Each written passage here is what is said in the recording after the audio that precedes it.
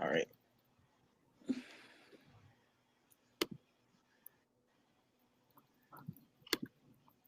We are live. How do you say your last name, Yusra? Omer. Mr. Omer. Okay. Okay. You too, Malika? Umar.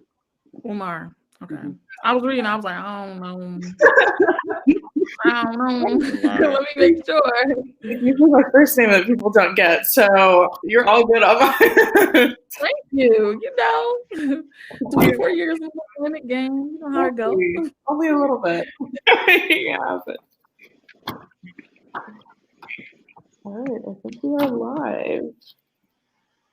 All right. Can someone confirm in the chat? You can hear us. You can see us. I think they're saying that right now. Amazing. Wow, look at that. Look at us. So proud. All right. Nadira, if you want to get us started. Okay, well, assalamu alaikum, everyone. My name is Nadir Pierre, also known as Nadir P. If at any point that y'all stop hearing me, because the Wi-Fi is a lot here, please just smoke signal something. Let me know. Call my mama. Do something. But my name is Nadir P. I am a stand-up comedian, a content creator, social media personnel. I absolutely abhor the term influencer, but I accept the responsibility that I have influence on people, unfortunately. So alhamdulillah, we're here. So thank you guys so much for having me today. I'm your moderator for today for the Young, Gifted, and Black segment. Now, I would just like to preface this by saying, I don't want to be up here lying to y'all. And I'm actually surprised that they call me, and I don't really know if they know that I actually dropped out of college. So I don't want y'all thinking that this is that, because baby, it's not. But that's no problem, because it just wasn't for me. But doesn't mean that it's not for you. So I just want to let everybody know, don't get on here, tell your mama I have a degree, because baby, I don't. And I'm fine with that. I'm okay. I've escaped that slavery and I'm happy with it. But thank you guys so much for having me today on our wonderful panel. I'm the type of person, I like to give people their props. I like to give them their flowers while they are living. So I will be reading the entire bio of every person that we have on this wonderful panel. So first we have Brother Keith Brown, who is a junior mechanical engineering major at Howard University, Washington, D.C. He currently serves as Howard Muslim Student Association's fundraising coordinator and serves on the technology team for the Black Muslim Students Conference Committee. And then we have our sister Yusra Omer, right? Okay. Yusra Omar is a junior at Yale University studying interdisciplinary political science with a focus on health and health policy. She serves as the president of the Yale Muslim Students Association, co-president of the Davenport College Council, and co-coordinator for the Community Health Educators. Yusra also works in the Public Health Education for Peers program. And as a Davenport College aide, she remains involved in her hometown of Auburn, Alabama. Wow, I'm so sorry to hear that. Through local political engagement efforts, the latest of which was serving as a narrator for Alabama Shaping Our State initiative. And last, but definitely not least, we have our sister Malika Umar, who is a sophomore at Howard University studying psychology. She is a 2019 Muslim Wellness Foundation Drell Fellow. And as she served as co-coordinator and teaching assistant for the 2020 Sapelo Square Freedom School, Malika is also an avid photographer. Wow, I didn't know that. And her work has been published in the critically acclaimed anthology MFON, Women Photographers of the African Diaspora, and displayed in the U.S. Capitol in the Office for the Arts at Harvard. So thank you guys so much for being a part of our wonderful panel today.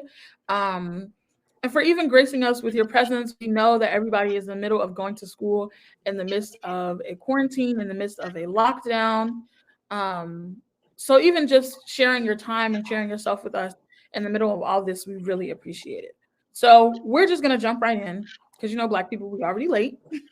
So we're just going to get right into it. So the first question I have, before we delve into the necessarily Black and the Muslimness and the gender and how all of that kind of intercepts, I want to know how you guys decided on your major, and is your major your passion? Let's start off because I'm seeing her first. Let's start off with you, Sister Yusra. My major is an interesting story, so it's weird that you asked that first. So the fun facts that I didn't include was that I've been diabetic since I was 3 years old, and so at the age of 6, I decided I was going to be a pediatrician because I loved my pediatrician and was like, I want to be like her, and I want to make a difference in someone, at least one person's life, the way that she did for me.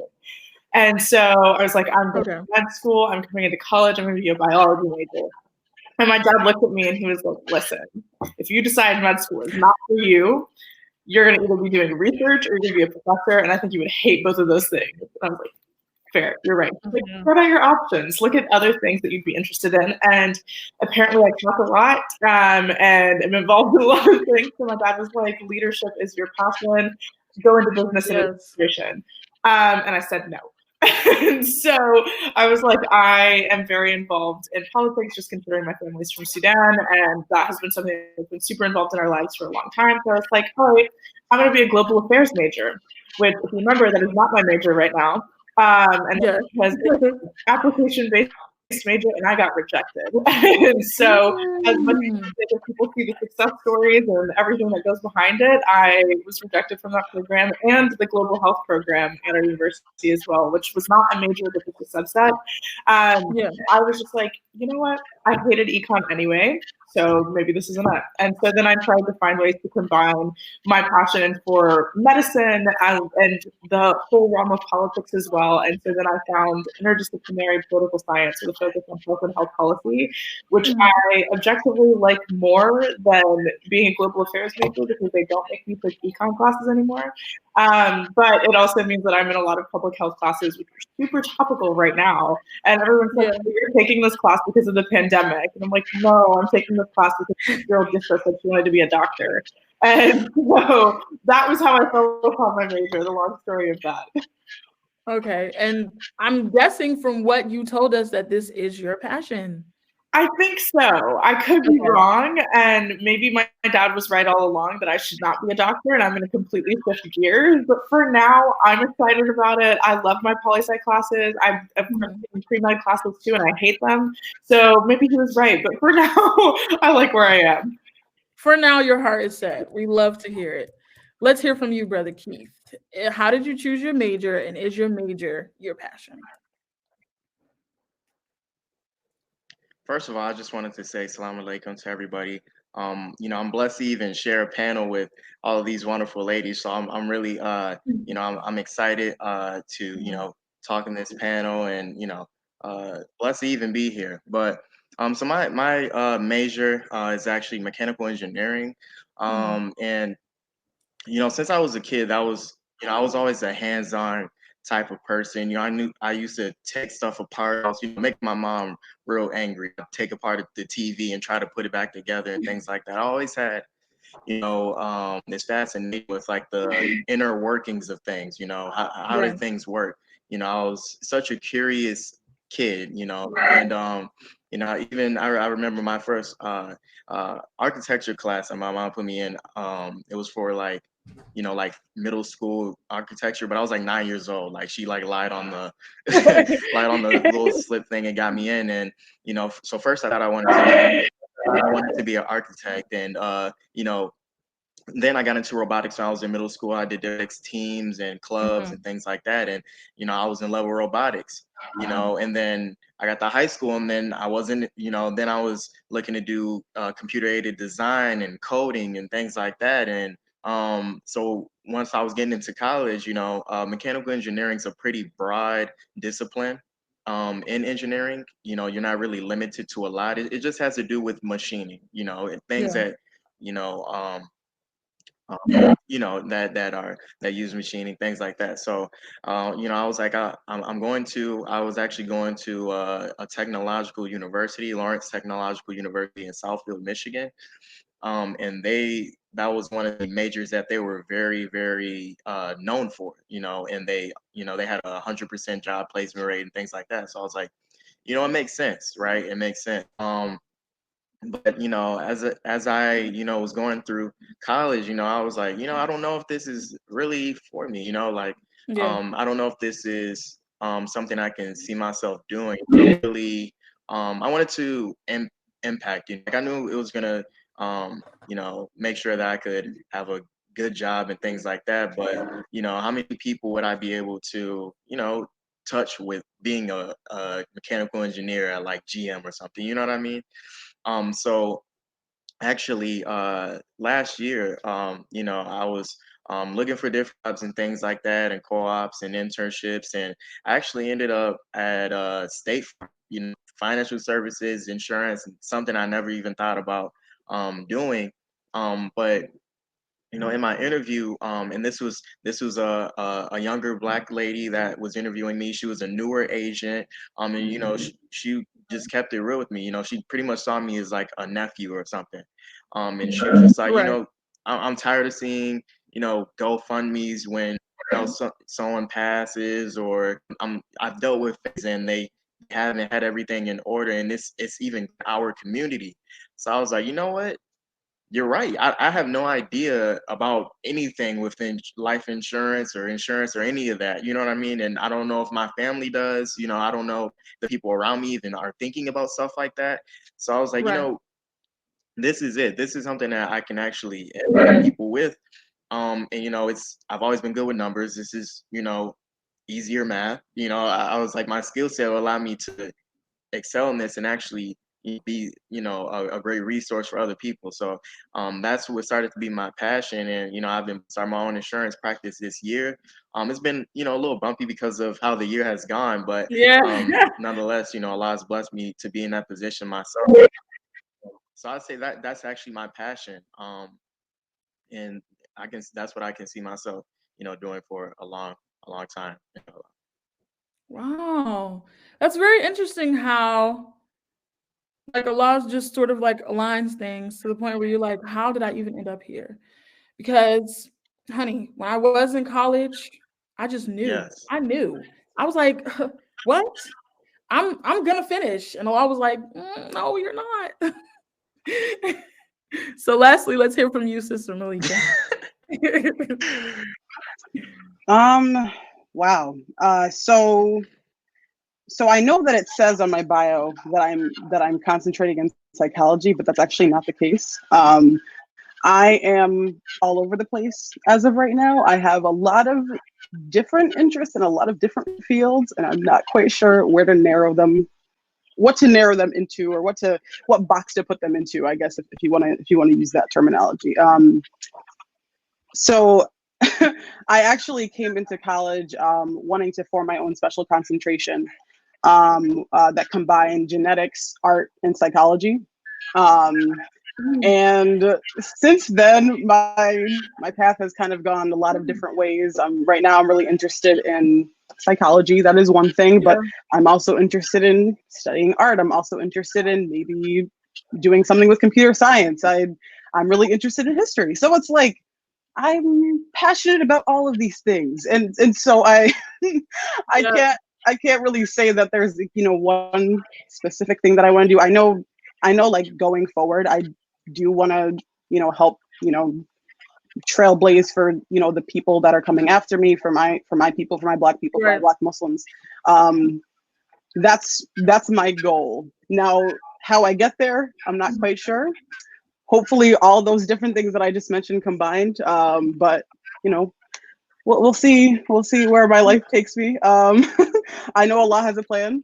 And I'm actually I'm not worried or anything. Things end up working out anyways. So yeah, but yeah, hopefully I can use all of those things to get where I need to go. So I love that because, and I feel like that's one of the issues that, like, in academia, because in America it is so hard to access, it is so expensive, it is so draining, that sometimes to be like, okay, I want to change my mind. The dean is like, again, your parents are like, girl, you just put 30K into, your second plan. This is not about to happen. But Exactly. You know, I love the fact that you said that you trust that Allah has a plan, because especially Corona showed you that anything can happen. 100%. 100%. So that is just going to jump us right into the next question, because so we talked about your passions, we talked about who you are, we talked about what you want to do, but we cannot ignore the fact that you are attempting to do these things as young Black Muslims. So I want to know specifically in your academia, and I'm talking specifically on the collegiate level, when did you become aware that your youth, your Blackness, and your Muslimness were in fact affecting your academia, whether that was affecting how you were perceived, the opportunities that you received or didn't receive, or, you know, however you feel like the first time where you were like, whoa, I'm a Black Muslim, like, you better let them know. So when was the first time that you had that feeling of like, yes, I'm a Black Muslim and I'm here?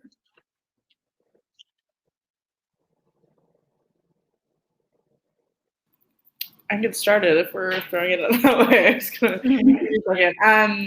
I definitely started noticing it in 6th grade, which sounds early, but that's when I started wearing hijab, and living in Alabama didn't help.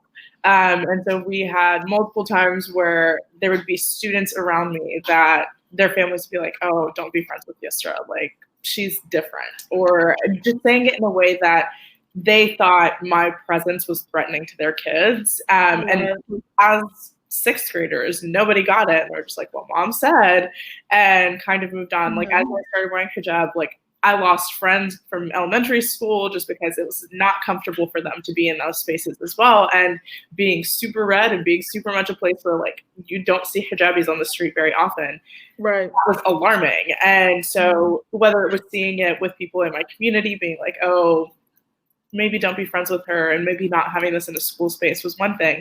But then going into 8th grade, having a teacher be genuinely surprised that I was in her advanced math class. And I was just like, why not?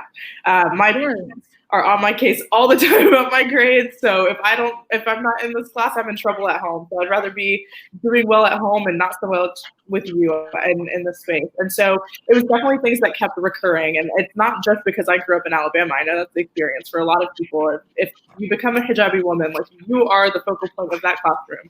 You are the person that is different, and you are the person that people are looking at. And that's not easy. And it's not an easy thing for people to say, you know, I'm going to start wearing hijab, even if it's for the sake of Allah. Like, it's hard. And it's not a choice that people take lightly. And of course, now I don't even think about it because it's been God knows how many years at this point. But it's something that has just become so much a part of myself that, you know, I can ignore the stares as people are walking past me on the street. I can ignore the comments that people make under their breath because I've learned to do that, so it doesn't affect me. But at that point in 6th grade, you don't know how to do that yet. You don't know how to ignore the people who are making all the comments behind your back and making comments saying like, oh, she's wearing that on her head because she has cancer and doesn't have hair anymore. Like, these were the crazy comments that people were coming up with. And I was just like, you don't understand what's going on. You don't understand my space and where I'm coming from. And then, of course, at home, my dad is just like, you're wearing the hijab. Like, that is not a question. Like, this is what we do in our culture. And it's something that I wanted to do even, but it was something that definitely became a challenge and became a reason that I was a focal point when I didn't necessarily want to be. But it also kept me there and put me in the light to say, like, yes, I do belong in these spaces as well, because I made them my spaces. But it was, you know, it's difficult, and especially when you're looking at it from an outside perspective of people who are just being like, oh, well, now she's getting privileges because she is a Black Muslim woman, such as like where I go to school. People at my high school were just like, oh, she got in because she's Black and she's Muslim, not because not because of extracurriculars, nothing that I did. It was, she's Black, and that is not even close to fair to anyone in any of these spaces to say that all of the accomplishments that you've done in high school, all of the accomplishments that you've done in college, in your career, in your whatever, is because you are a Black Muslim. It is because not only because of that, being used to meet a quota. Exactly. It's like substantial in your own right, and not having that be a marker to tokenize you as like the Black Muslim in this space. So that is something that I definitely grew up experiencing and grew up seeing in my community too, and definitely a place where it took a moment. It took a moment Yeah. to get through. Yeah, I'll piggyback off of that. Like, a lot of the experiences that you had, I also had. Actually, I would say probably around sixth grade was when I kind of started to realize my Muslimness mostly. I think so. So I had just come out of Islamic school, um, uh, end of fifth grade, and my mom decided to put me into a predominantly white private school. And so I was, you know, the odd one out, the weird one. I didn't really know what was happening most of the time. I was like, oh my God, look at all these Christians. And my mom was like, they're not all Christians. That's just not a thing. And I was like, but like people who aren't Muslim are Christian. Like I didn't understand. I was very, very, very naive. And so I was very much also aware of, you know, who I was. And I think probably like the Black Muslimness began to be something I became aware of probably when I got into Harvard. I would say that's probably when it really, I was like, okay, wow. So it was the same exact thing as Yusra said. Oh, Malika got in because she's Black and Muslim. And while I did have a lot of supporters, there were definitely whispers of people saying that. And I was like, well, I mean, okay. I mean, I didn't let it bother me necessarily because I was like, I'm on my way out anyway. I'm not seeing y'all ever. I'm not seeing y'all again. So I'm okay with it. But I'll also say too, like, I think, and I don't know that this is necessarily in academia, but I was very much aware of my presence as a Black Muslim in my masjid. Not so much my school, because that was really where I saw my Muslimness. My Black Muslimness was very much apparent at my masjid. I grew up in a predominantly South Asian and Arab mosque, and so there would be parties I wasn't invited to, events, people's weddings, baby showers, whatever it may have been. And at first, I was like, oh, like, I don't know why I'm not being invited to these things. I don't understand why I'm not included. And slowly I started to get it as I got older. I was like, okay, I'm not like them. I don't have the same values as them. I don't do things the same way that they do. I'm not in the inner circle. And I had to accept it. And I think that actually helped me to kind of shape my individuality and my own identity as a result. And so I mean, you know, these aren't like easy experiences to go through, but I mean, it made me better. It made me a better person for it. So, you know, alhamdulillah at the end of the day. But all experiences that shape me. I hear that. Yeah, definitely. And of course, I haven't had the, you know, same experiences as a Muslim male because, you know, Yeah. it's not as easy to identify us, right? We, you know, um, unless we're wearing kufi or something like that. But you know, Right. I didn't really experience anything until college. You know, when I was growing up, you know, I was pretty private about, you know, my, you know, faith and everything, and you know, no one really asked. And you know, until I got to college, you know, I was actually playing football in college for 2.5 years, and the football team, you know, there's 110 guys from all over the country, you know, all over the country, all different walks of life, and I wasn't aware of how like ignorant people were when it came to, you know, Islam and things like that, like Right. or even just being an afterthought. Like they would never accommodate for us, you know, when we would have, you know, meals during the season or even during camp and things like that, you know, nothing ever, you know, was halal, you know. And they didn't start to make a change for that until we started, you know, recruiting, you know, athletes that were from, if you guys are familiar with Dearborn, Michigan, it Yeah. actually has the most Muslims outside of, yeah, outside of, you know, or in the U.S. So once we started Yeah. recruiting kids from there, that's when I started to get a little bit of help, you know, because I'm like now you guys have to start making accommodations, you know.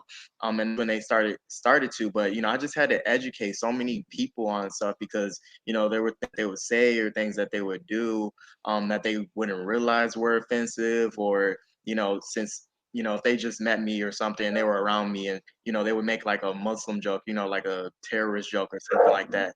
And I would be like, well, I'm Muslim. And then you know, to them, they're like, what? No, you're like, some people didn't even know. They thought race, like they thought every Muslim was a Arabic person, you Right. know. And even when I started, you know, with even the other Muslims there that were, you know, Arabic or something non-black, you know, they will always say, oh, you know, like they would always be like, yeah, you're a Nation of Islam. I'm Yeah. like, no, I'm not a Nation of Islam. Like, I'm a Muslim like you. Or they'd be like, oh, you're a convert. I'm like, no, I'm not a convert. I was born a Muslim. You know what I mean? They're like, no, like, you know what I mean? Like, it was still some of prejudice there. And I was like, wow, we all angles, you know? Right. And, you know, I too, where it was like, I remember I was having this conversation with this one of my teammates. And we didn't like each other, and that was known, right? And because he said a lot of things that, you know, like he was purposely, you know, offensive, and basically was testing my buttons and wanted to see where I would go with things. And I remember we were literally sitting there eating one time, and we were talking about, you know, what we're gonna do with our careers, blah blah blah. And he's like, well, you're not gonna get hired anywhere because you're a Muslim. Like, he literally said that verbatim. And I was like, wow, like, you know, I was like, that all right, if that's how you feel, you know, I was gonna stoop down to his level, but you know, I decided not to, and I'm glad I but it was even things like that. It was just so blatant. You know, there was kids from like Right. you know, the deep south in Florida that were like, one time I walked into one of my teammates' room, and they had a prayer rug on the floor, right? And I like kind of giggled. I was like, why do y'all have that? Like, I was confused. Like, I'm like, what do you have that for? And he's like, what? It's our doormat. And I was like, what? He's like, yeah, like when we come in from practice, we just like drag our cleats on it and like knock the dirt off our shoes on it. I'm like, that's a prayer rug. They're like, oh, I thought it was like a, you know, it looked cool. So I got it from someone, and we've been using it as a doormat.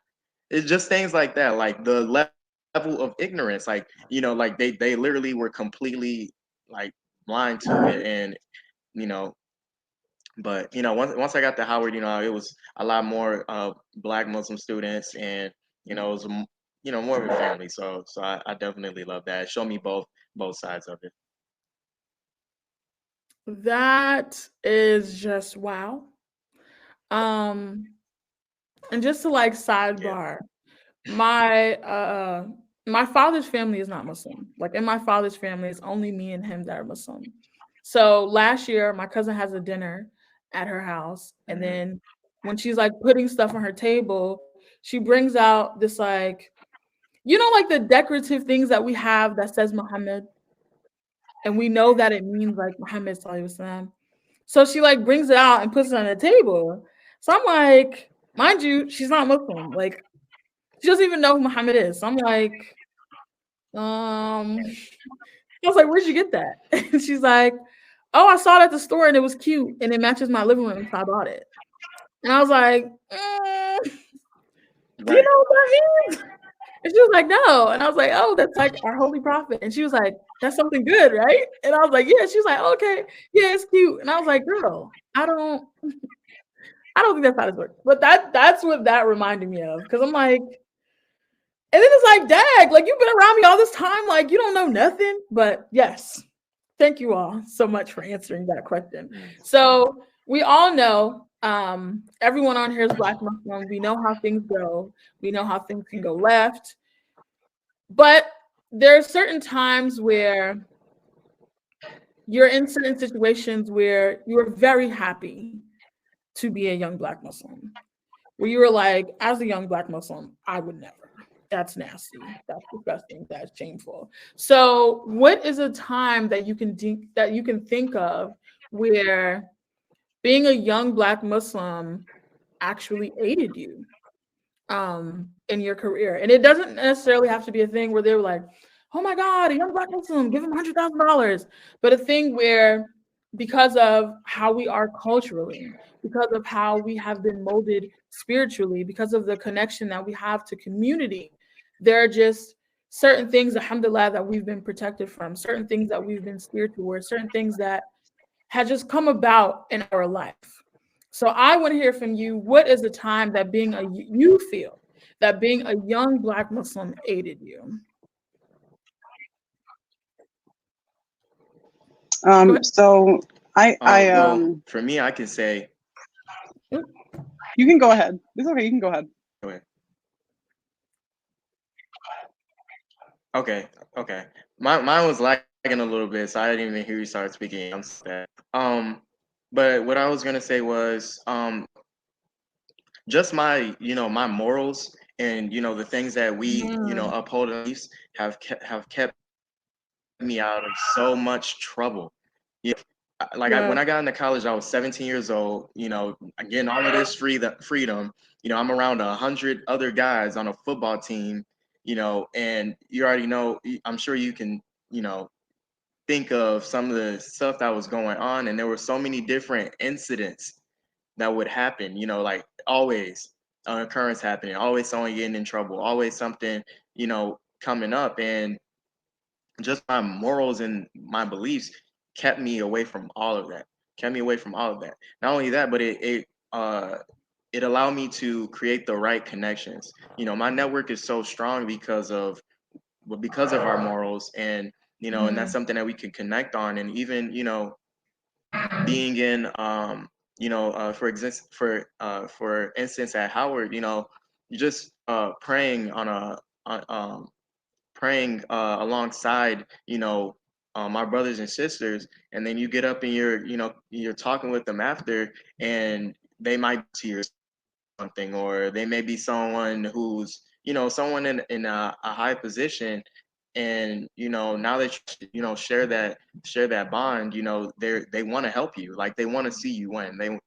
Even that, just being connected to the right, and I think it really does, you know it aligns you with the perfect people. So that for me, that's what I can speak to. I've been put in the right positions, that will benefit me. So definitely, Yeah, that's where that I'm very, very community. grateful to be Black and Muslim. Yeah, there's nothing like that community. You were saying, Sister Malika? Yeah, so actually Keith brought up a really great point that I was going to kind of mention also. I think that so my parents converted in the 70s, and they came to Islam through the Nation of Islam, and then they converted Orthodoxy, I would say maybe like 5 years after, but don't quote me on it. My mom will probably kill me. She's watching this right now. But so my parents came from the secular world, didn't really have any knowledge of Islam before the Nation of Islam, and so they already Right. had certain knowledges. They had certain knowledge of the way that America worked, the way that the world worked, the way that the secular world worked, and so they passed those values on to us, to me and my siblings and I, and so it definitely, I will say, it definitely prepared me for a lot of the challenges. And I'll speak to Keith's point about when it comes to college and kind of like moving away from home and things like that, or even just like having freedom as like a young teenager. I had friends who were first generation Americans, and there were times when they weren't allowed to go out. There were times when their parents took their phones from them because they were caught talking to a boy, or they were caught on Instagram or whatever it may have been. And they would come to me with these things, and they'd be like, oh my God, like my parents are killing me and I don't understand why this is so hard. And I'm like, and I felt for them, right? I felt for them, but I was like, alhamdulillah, I was not ever exposed to that, to being like limited or being restricted from doing things that a normal teenager does. And that's because I'm an African American Muslim, right? Like there are differences, and I mean, I can't obviously it is hard for my fellow Muslims, my fellow young American Muslims, but alhamdulillah, I was not exposed to any of those things. I didn't have the same restrictions on me that a lot of my friends did, and I mean, even just like it's something that I could talk about for ages, because I see how culture can be so toxic, and when culture infiltrates Islam, it can be so incredibly toxic, and my friends are suffering from that. I have friends who are suffering from that, and so yeah, I mean alhamdulillah, Allah saved me from it. Allah saved me from it for sure. And I think also being a Black Muslim, you're often othered by a lot of different spaces, a lot of different groups. And so you end up being the only one in those spaces. I was the only hijabi in my PWI high school. And I believe I was the only visible Muslim. I was the only Black Muslim in those spaces. And even at Harvard, there are Black Muslims, but there's not a large population. So it definitely others you, but Right. as I was speaking to before, like it really helps shape who you are as a person, and it helps you to be more independent. My identity has done a lot for me. It's done a lot for me, especially during this pandemic. I took a year off last year, and so I've kind of spent like the past year and a half basically in quarantine, if you will. And so I've just gotten a lot more in touch with my identity. And so yeah, I mean, shoot, I love being a Black Muslim. I really do. Really do. There's again, like I'm not gonna talk for too much longer, just because Yusra definitely has some good words to say, but I really love being a Black Muslim. So yeah. Sister Yusra. Malika's always hyping me up a little bit too much. I would say that my most recent probably moment too is summer of 2019. Or not most recent, but just like the first one that comes to mind. But summer of 2019, I was doing an internship in Savannah, Georgia, and I was working at this place called Park Place, which is a shelter for youth who are either at risk of or already are homeless in the Savannah area. And I was super nervous going in the first day because I was like, I don't know anyone here. I was staying with a host family, and I mean, of course, not a Muslim host family either. So I was like, what is this looking like? My first day I go in, I'm in the executive director's office, and then a small old lady comes up to the door, and she's just like, Assalamu alaikum. And her name is Karen. I love her, Miss Karen. She came up and she was working there too. And she said, I saw you when you walked in, and I saw that you were wearing a hijab, and I had to come say hello. And immediately took me into their community and their lives. And every time that they had to get together, even if it was just a bunch of older women who were getting together to have lunch, she was like, Yusra, and also our other intern, her name is Dahabo Caro.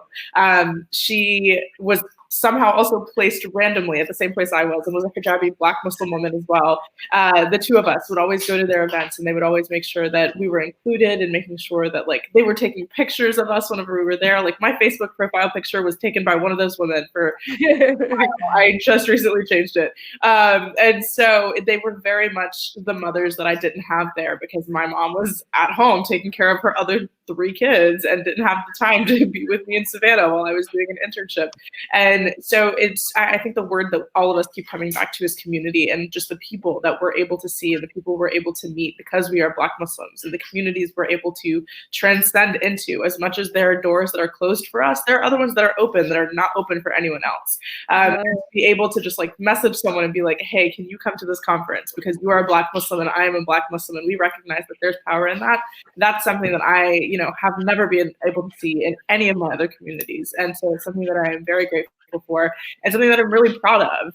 And I don't know if I could have said that a couple of years ago, just because of the environment that I was living in and what I viewed being Muslim as well, just because I was from a traditionally Arab family. Like being Sudanese sometimes gets lumped into being Arab, and people would just be like, oh, you're Muslim, so you're in this crowd, and you speak Arabic, so you're automatically Arab. And having to relearn what it looks like to be a Black Muslim student and be in these spaces, and be very proud to be in these spaces as well.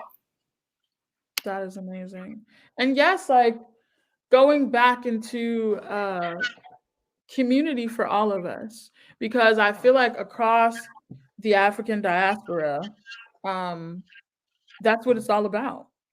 Like we're not singular-minded people where it's just like, oh, it's just me. That has never worked for us. We've never even tried it.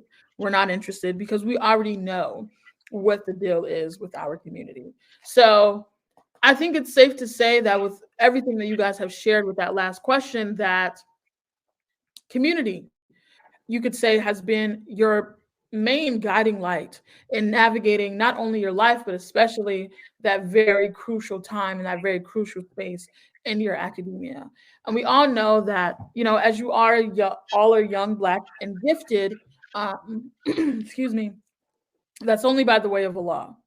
So, and I am sure to tell people after I tell, especially meeting young Muslims who are like freshmen going into college, the number one thing I tell them, if you don't want to go to college, if you don't need to go to college, save yourself some money, save yourself some time, save yourself some energy. But right after that, when they say that they're committing and they're going to go, I stress to them how important it is to maintain that connection with Allah. And like you said, Brother Keith, and like you said, Sister Malika and Sister Yusra, when you're entering this new space as a young Muslim who, you guys know, we were not that limited, but we were limited. Our parents didn't play around. We weren't just out here doing whatever. But when you enter this space where they're like, hey, it's literally illegal for us to tell your parents your grades because you're in college now. You're like, okay, well, what else can I get away with?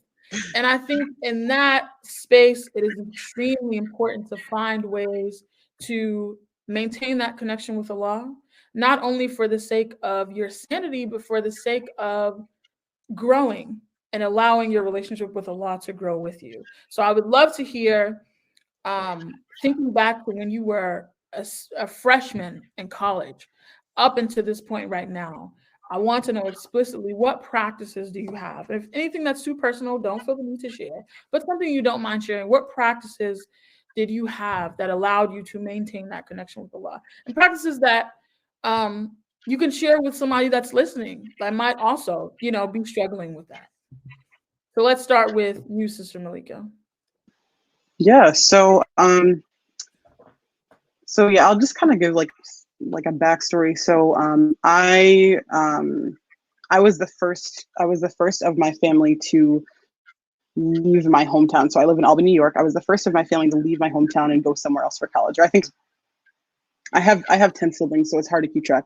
I was the first girl to leave and go somewhere else for college. And so, you know, I mean, I'm sure you all can relate. There's definitely kind of like growing pains when it comes to like having adjust to, okay, well, my parents are telling me I have to wake up for Fajr and now I have to do it myself. And I'm not always waking up and it's kind of hard. I would just say, I don't know that I can give any like concrete like practices, but I would just say like surrounding yourself with the right people is really, really important. It's pretty crucial to kind of, I would say, like maintaining your spirituality, maintaining your iman. I had one roommate who was Muslim, and I had another who was Orthodox Christian my freshman year, and they were very good about just like, hey, like, do you need a space to pray? By all means, if you have to pray, go ahead and do it. When we were all very accommodating of each other, which definitely helped. It definitely was like very important. It was very good for that. And I think also just like the people that I surrounded myself with, I was pretty involved with the MSA my freshman year. And I, you know, alhamdulillah, we had a musalla, so we were able to go and pray there.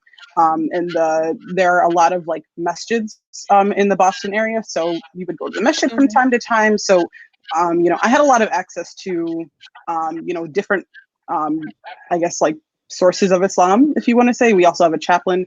Not everybody has that. Not everybody has that privilege, and you know, I'll be the first to say that is definitely a privilege that we have as students. And so I would say, like, you know, if anyone is watching and you know, you don't necessarily have all that access, you know, maybe try to stay in contact with your family. I think that's something that's really important. If you feel like you're not getting that Islamic growth that you need, touch back with your family.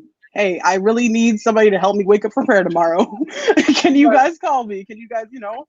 And, you know, your parents are loving, they'll help you out. Your family is loving, they'll help you out. I would also say, like, you know, if you go to school around like a mosque or something, try and attend the mosque. You know, maybe schedule a meeting with the imam from time to time. But yeah, I mean, you know, be like actively looking. And just remember that like everybody has their ups and downs. I will be the first to say I've had so many ups and downs with my faith. So many ups and downs with my faith.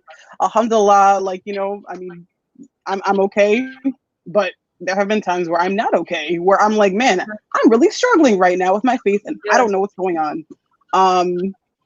It happens to everybody. It happens to everybody. Nobody's perfect. Everybody is striving.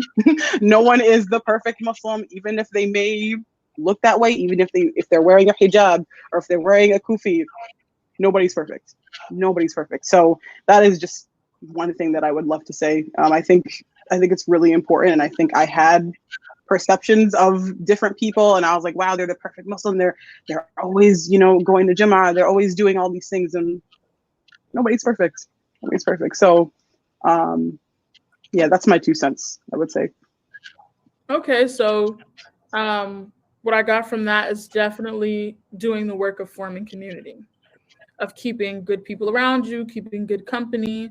And what I think is very important, which I think as Black people we're kind of taught not to do or shamed for it, is calling people and saying, hey, I need some help. 100%. Helping hand. Absolutely. You know, sometimes you gotta call Anna, girl, I need $50. Yes. And you have to grow into that too. Sorry. I was gonna say you have to grow into wanting to ask for help. I didn't do that my freshman year. I suffered for it. I did not ask for help when I needed it. So you end up going through the whole time, and then when you're telling people what happened to you, they're like, why didn't you just ask me? And I'm like,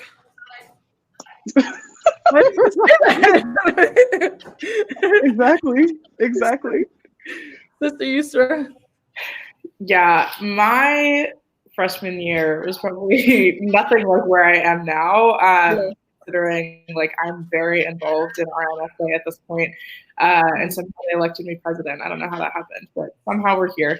And that was a space that I fell into, not because of like our connection with religion, but it was our connection with like just community and seeing other hijabis who were experiencing the same thing that I was going through on campus. Not necessarily our home lives. Nothing really reflected that on our end. I think they told me that I was the first person from Alabama to ever be in Yale MSA. And so it was never something that I was like, oh, we're in this space because of our religion. It was, we're in this space because of our culture. We're in this space because of the values that we are bringing to the table. And so it helped me actually get out of a tough space because I came into college just feeling like religion was failing me. Even if it was coming to Yale, there was so much that happened the summer before that I was just like, I don't know what I'm doing. I don't know where I'm at. I don't know what space and headspace that I need to be in. And it was really just being in a community of people that I felt like I could talk to and I could have a conversation with, not even about religion, but about struggles and what was going on. And so I think the most important thing is like finding other people who are like you in one way, not necessarily in all of the ways, but finding people who you can have these conversations with. And it may seem like something that's super random of like a late night that you're having with just like friends, getting food, whatever, and then a conversation comes up.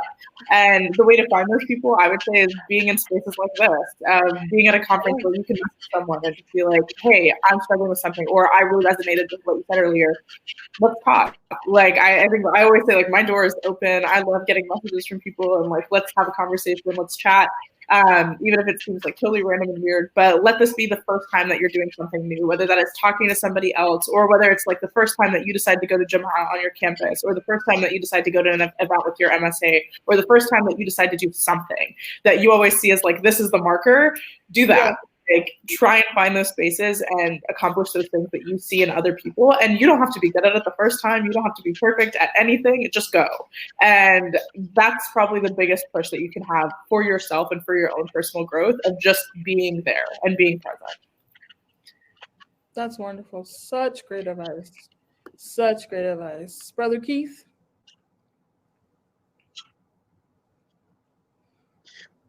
So I can pretty much attest to what both sisters, Yusra and Malika, have said about really it's a thing of accountability, right? Like I always make sure that I have an accountability partner. Like when I was when I was at my old college, my roommate wasn't Muslim, but he was Christian, like Malika's roommate was.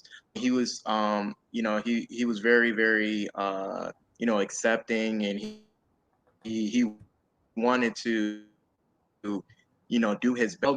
Me, stay on my game. He held me accountable, and we held each other accountable. And even going to Howard, I was blessed to have my own cousin. Shout out Sultan Diego Suleiman.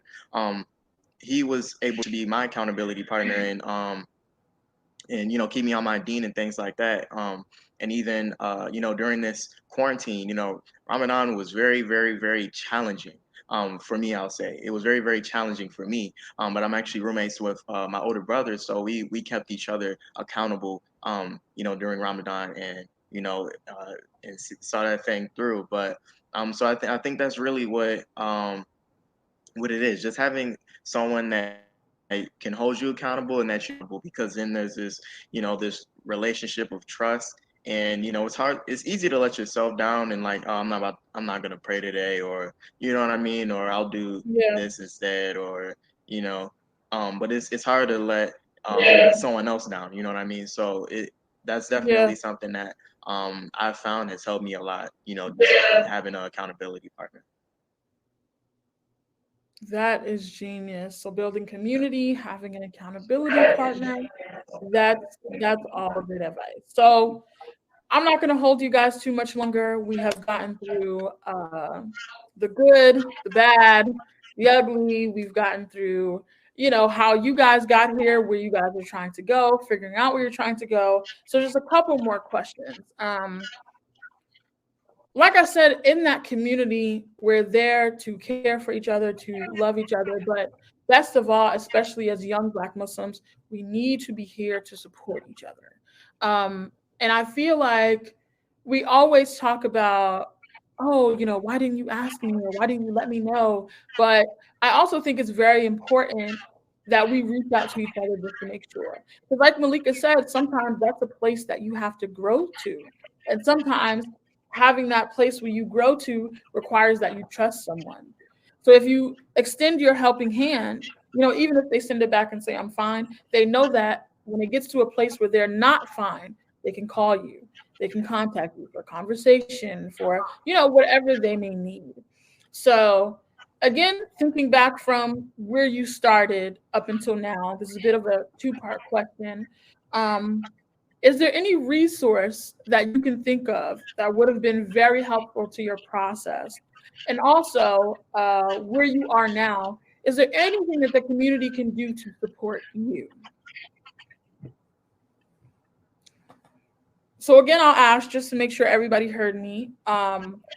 Thinking back, is there any resource that you can think of that would have helped you, even if it's a lot or helped you a little bit? And right now, what can the community do? What can your community do to support you?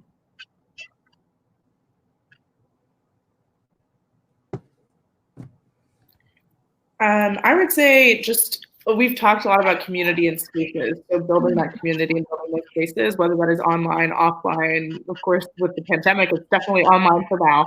And making sure to have even open conversations and about what is it meaning in the Black Muslim space, or just in the Muslim space, or just the Black space, whatever it feels like you need.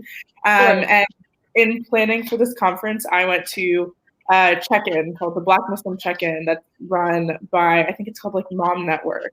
And it is just people who are like, how are things going? How are you feeling? Giving general advice, connecting people with advisors, and making sure that people don't feel like they're alone through, especially this pandemic, but just life in general. And so reaching out to those circles and making sure that you're accessing different people who are making themselves available. And, as much as my DMs are open, but, I may not have the time and bandwidth to reply to everyone. And so when there are these programs that are already in place, make sure to take advantage of them. And then on your campus, if you feel like there's not a Black Muslim space, create one. So we have, for Yale, we have our Muslim Students Association, but we also have a separate group chat called Black Muslims at Yale.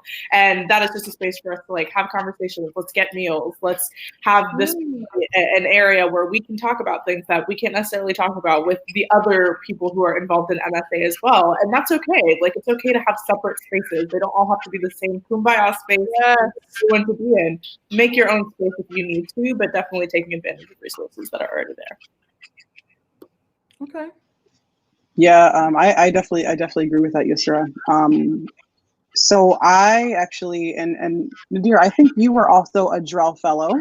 I was I was a Drell Fellow this past year. It's called the Deeply Rooted Emerging Leaders Program. It was started by Dr. Kamila Mu'min Rashad through the Muslim Wellness Foundation. Amazing program. I don't know if they're having it this year because of COVID, but if they are, apply. It's wonderful. I feel like it was a retreat that was it was like a 2 or 3 day retreat over a weekend, and it was just like 15 or 16 young Black Muslims between the ages of 18 and 25, and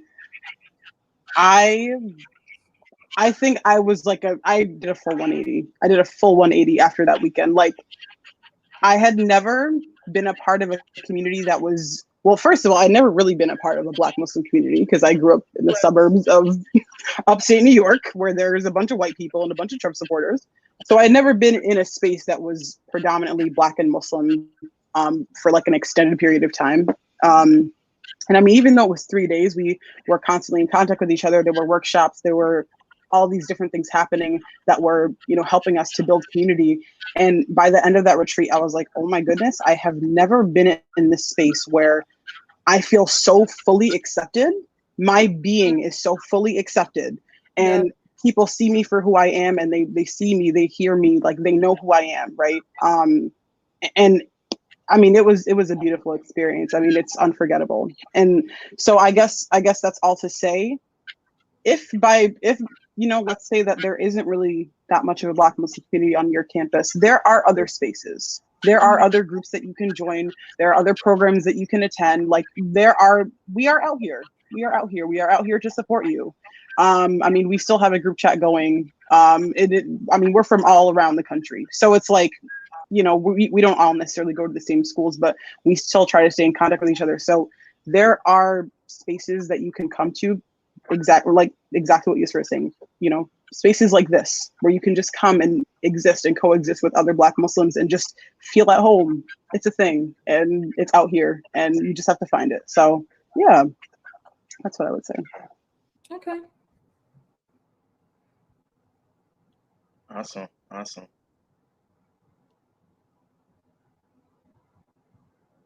Do you have a response, Brother Keith, or are you just going with it? Actually, I think I'm a little delayed, actually. I think I'm lagging a little bit. Sorry about that. But I actually wanted to, for the sake of time, just close out on Sister Malika's words, and Yusra as well, and Nadira. Just wanted to thank you also. This was a wonderful workshop. We actually have some other workshops starting now, so just wanted to allow people to go ahead and check those out as well. But is there any other closing words that any of you would like to share? I would just like to say thank you guys so much for having me. It's been a blast. And to the panelists, I honestly, wallahi, I wish you guys nothing but the best. I pray that Allah guides your footsteps and blesses you to build a path in this life that leads straight to Jannah in the next. And please, any way that I can support you, any way that I can make use of my community to support you, anyone on this call, really, please do not hesitate to let me know. I am not unreachable. I am not like these other influencers. So please reach out if you need something from me. If there's something I can do for you, something I can give you, please don't hesitate to reach out. And I absolutely wish you guys nothing but the best. Thank you so much. Thank you for all of this. This has been a pleasure. Great. We will log out to other workshops then. Definitely, So, thank you. and Nadira is around, so if anybody's looking to talk to her, she'll be in the picture still. But we'll see you guys soon. So, Assalamu alaikum. Assalamu alaikum.